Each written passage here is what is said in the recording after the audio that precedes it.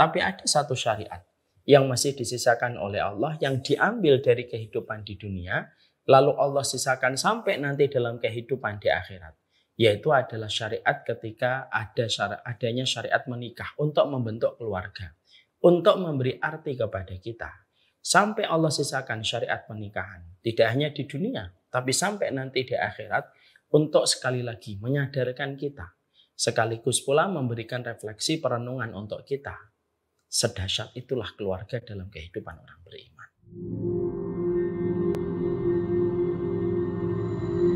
Karena sesungguhnya keluarga itu merupakan sebuah nikmat besar yang Allah berikan kepada setiap manusia ketika dia beriman kepada Allah.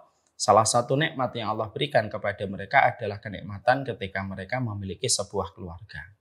Tidak mengherankan kalau kita menjumpai dalam kehidupan kelak di surga. Kalau kenikmatan di surga itu bisa diperas, maka perasan dari kenikmatan surga itu terbagi menjadi 3 kelompok besar. Yang pertama, yaitu adalah kenikmatan ketika kita melihat wajahnya Allah.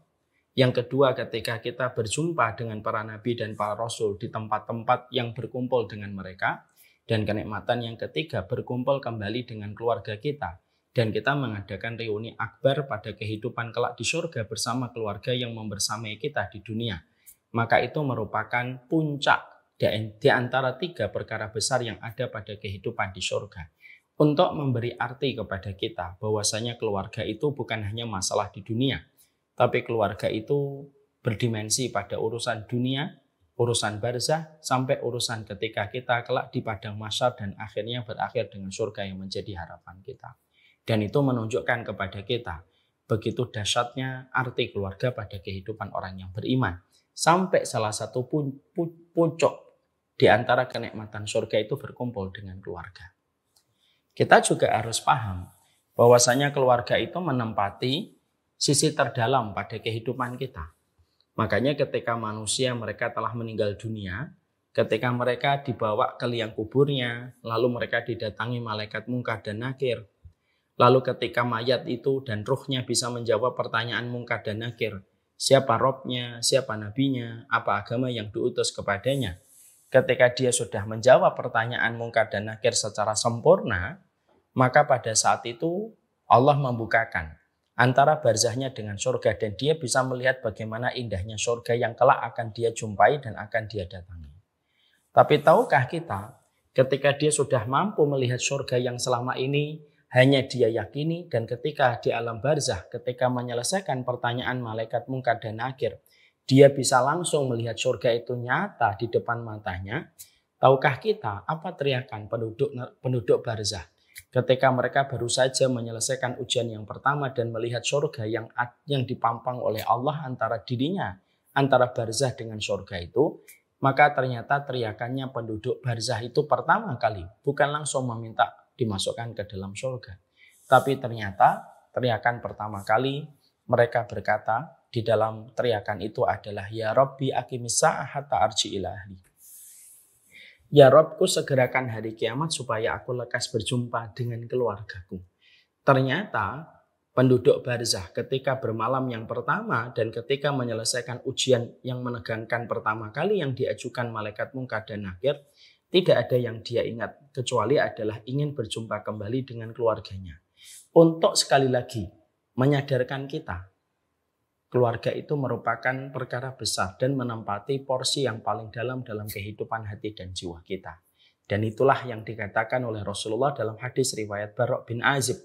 Teriakan manusia pertama kali di alam barzah adalah teriakan ketika mereka ingin supaya dikumpulkan kembali dengan keluarganya. Memori tentang keluarga tidak bisa menjadi hilang karena guncangan kematian. Memori tentang keluarga tidak bisa hilang ketika mereka sudah mendarat di alam barzah. Memori mereka tentang masalah keluarga tidak bisa hilang walaupun mereka sudah melihat surga di depan matanya antara alam barzah dengan surga.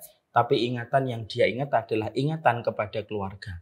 Ingatan kepada istrinya, ingatan kepada suaminya, ingatan kepada bapak dan ibunya, ingatan kepada anaknya. Itu yang pertama kali masih dia ingat. Dan itulah yang dia teriakkan untuk memberi arti pada kehidupan kita. Keluarga itu bukan perkara kecil, tetapi keluarga itu perkara besar.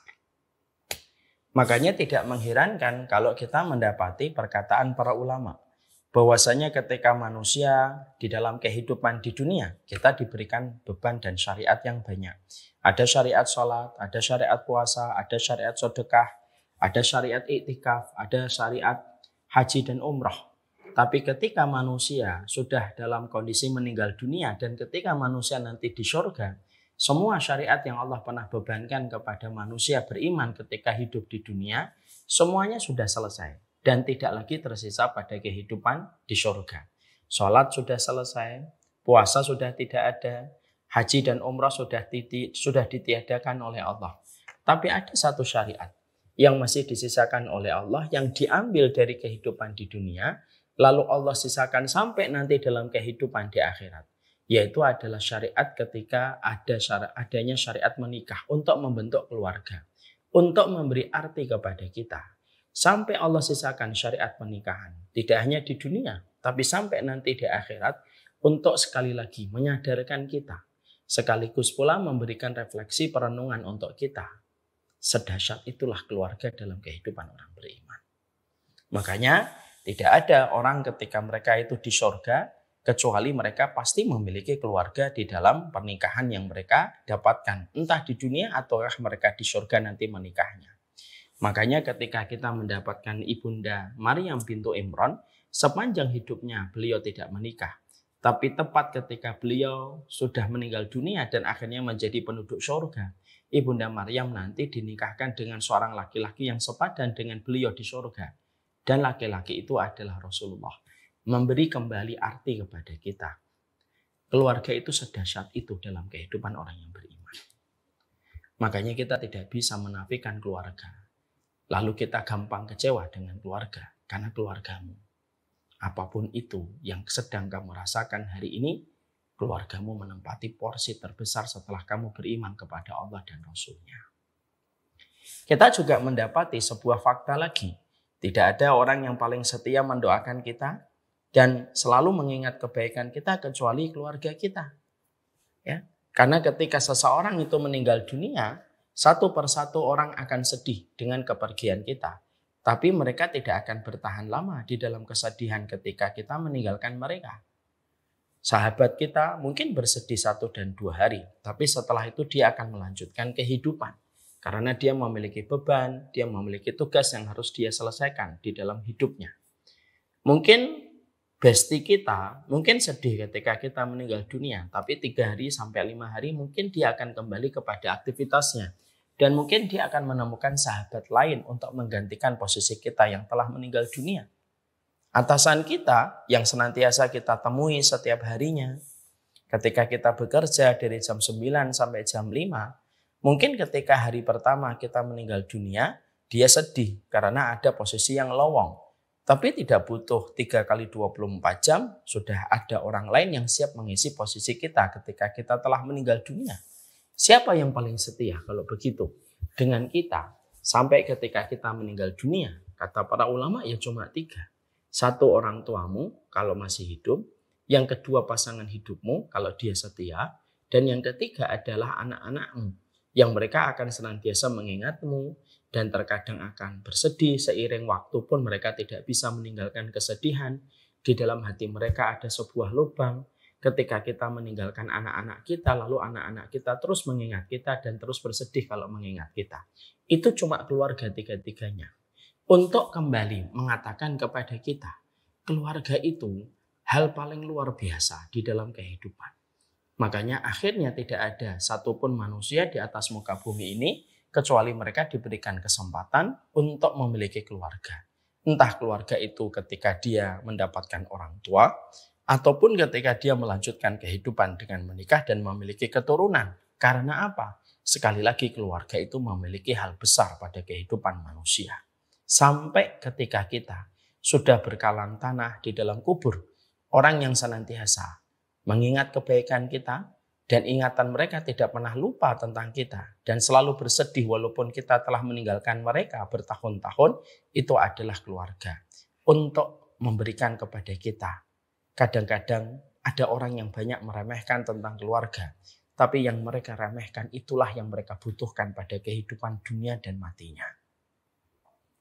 Dan itu semakin menjelaskan kita betapa dahsyatnya tentang arti sebuah keluarga. Keluarga pula yang kita harus ingat, bukan hanya keluarga itu menjadi sebuah ketenangan pada kehidupan di dunia, tapi juga kita harus paham keluarga itu juga bisa menyebabkan seseorang itu mendapatkan rahmatnya Allah. Karena keluarga yang kita miliki, anak yang kita dapatkan bisa jadi menjadi sebuah sebab kita mendapatkan surganya Allah ketika kita memiliki anak yang merupakan bagian dari keluarga. Makanya kita mendapati dalam hadis riwayat Muslim, ada orang tua sama anak dihisap oleh Allah. Maka anak-anaknya dalam kondisi lebih taat dan lebih solih daripada orang tuanya. Orang tuanya lebih banyak dosanya dan lebih banyak maksiatnya dibandingkan anak-anak mereka. Anak-anak mereka karena mereka itu taat, anak-anak itu pergi, lalu anak itu dihisap dengan ringan, lalu akhirnya mendapatkan kitabnya di sebelah kanan, lalu melewati sirat dengan mudah. Lalu sampailah anak-anak yang soleh ini di depan pintu surga. Ketika mereka sudah di depan surga, mereka sadar kalau mereka di depan surga itu mereka tidak bersama dengan orang tua mereka. Dan mereka sadar betul orang tua mereka sedang kececer di belakang. Disebabkan karena banyak dosa yang dilakukan orang tuanya. Anak-anak yang di depan surga ini yang menjadi keluarga, bagian dari anak dari orang tua yang tadi tercacar di belakang, mereka sadar orang tua mereka belum menyusul mereka di depan pintu surga.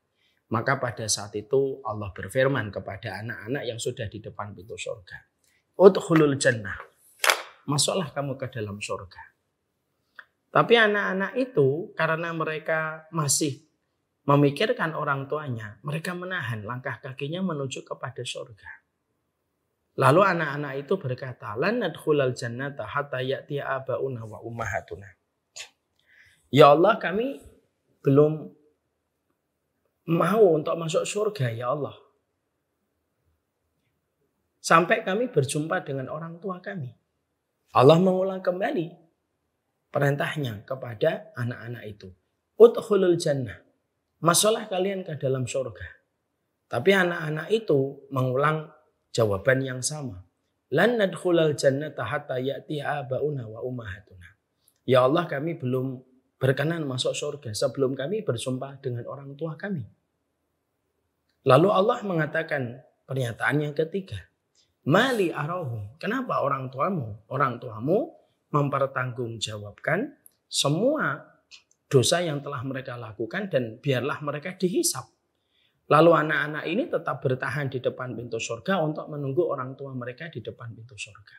Lalu Allah dengan rahmatnya yang begitu sempurna memberikan kepada anak-anak yang solih izin untuk memberi syafaat. Aku izinkan kalian memberi syafaat. Siapa yang kalian akan berikan syafaat? Anak-anak itu tidak ada yang mereka ingat kecuali keluarganya, bapak dan ibunya.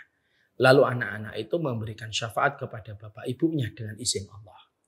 Bapak dan ibunya yang asalnya tercecer di dalam hisab yang berat karena dosanya lebih banyak daripada ketaatannya, maka ibunya ini dan bapaknya ketika mendapatkan syafaat diringankan hisabnya. Karena fungsinya syafaat itu menggenapkan yang ganjil, menambah yang kurang, menebalkan yang tipis. Itu fungsinya syafaat. Yang kurang ditambah, yang tipis ditebalkan. Akhirnya kebaikannya mendapatkan kebaikan ketika mendapatkan syafaat. Orang tuanya akhirnya ketika mendapatkan syafaat, akhirnya mereka diringankan hisabnya melewati sirat dan berjumpalah dengan anak-anak mereka di depan pintu surga. Maka pada saat itulah Allah kembali berfirman dan memberikan perintah. Udkhulul jannah antum wa abaukum. Ini loh orang tuamu, ini loh keluargamu yang tadinya kamu tunggu, maka telah aku pertemukan kalian dengan keluarga kalian dari bapak dan ibu kalian. Sekarang kalian masuk surga bersama-sama. Akhirnya anak-anak itu menggandeng orang tuanya menuju kepada surga dan mereka masuk surga bersama-sama dengan orang tua yang mereka cintai. Jadi ada orang tua yang mereka nanti masuk surga bukan hanya karena sholatnya saja.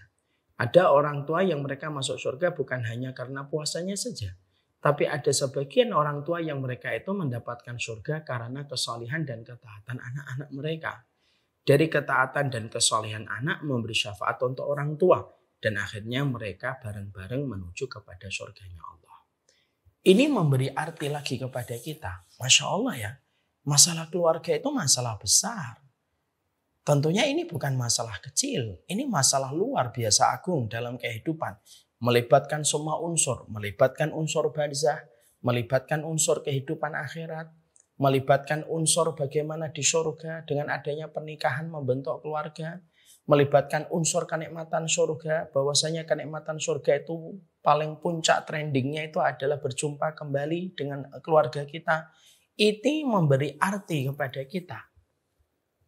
Apapun yang sedang kita rasakan kepada keluarga kita, mau tidak mau, suka tidak suka, keluarga ini berperan besar dalam kehidupan dunia dan akhirat kita.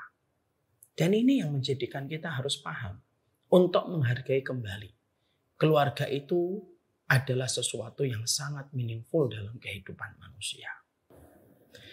Makanya kita menjumpai dan kita mendapati di dalam surat Al-Furqan 74. Di dalam surat Al-Furqan 74 Allah menyampaikan kepada kita, "Walladzina yaquluna rabbana hab lana min azwajina wa dzurriyyatina qurrata a'yun waj'alna lil muttaqina imama."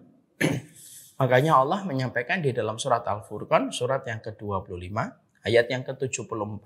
Silakan ibu-ibu dan bapak membuka kitabnya. Di dalam kitab tersebut Allah menyampaikan ada sebuah doa yang dimintakan oleh orang-orang solih kepada Allah. Di mana orang solih itu berdoa, "Ya Allah, anugerahkanlah kepada kami pasangan-pasangan kami dalam keluarga, anak-anak kami yang mereka itu menjadi penyejuk pandangan kami. Dan jadikanlah kami pemimpin bagi orang yang bertakwa." Jadikanlah kami pemimpin orang yang bertakwa. Maka yang menarik adalah kalau kita membedah surat Al-Furqan 74, kita akan menjumpai dan kita akan mendapatkan di dalam ayat ini, surat Al-Furqan 74. Bahwasanya manusia itu tidak akan pernah mampu menjadi pemimpin bagi orang yang bertakwa sampai dia itu mendapatkan keluarga, pasangan yang penyejuk pandangan. Kalau sudah antara pasangan itu penyejuk pandangan, maka anak-anak mereka akan menjadi penyejuk pandangan. Dan kalau keluarga sudah dalam kondisi harmonis, ketika mereka sakinah, mereka dalam ketenangan, maka sesungguhnya keluarga ini berpotensi besar untuk melejitkan potensinya sebagaimana closing pada ayat itu. Waja'alna lil muttaqina imama, dan menjadikan mereka pemimpin orang yang bertakwa. Lah itulah yang menjadikan kita, inilah yang menjadikan kita, ini tambahan dari setiap puzzle-puzzle yang tadi saya sampaikan, kembali memberi makna kepada kita. Arti keluarga itu begitu dahsyat. Sehingga ketika kita memahami tentang arti keluarga yang begitu dahsyat, kita kembali mereposisi bahwasanya jangan sampai apapun yang sedang kita jalani, aktivitas yang sedang kita lakukan, menggeser tentang keagungan arti keluarga pada kehidupan kita. Supaya memang betul-betul keluarga itu memberi makna sekaligus memberi energi besar di dalam kebaikan, sekaligus pula energi ketaatan dalam kehidupan itu bernama dengan keluarga. Ya, karena apa? Sekali lagi, kualitas keluarga membentuk kualitas peradaban. Makanya saya pernah membaca di dalam sebuah kitab, musuh-musuh Islam kalau tidak suka dengan Islam, ada 3 yang mereka lakukan.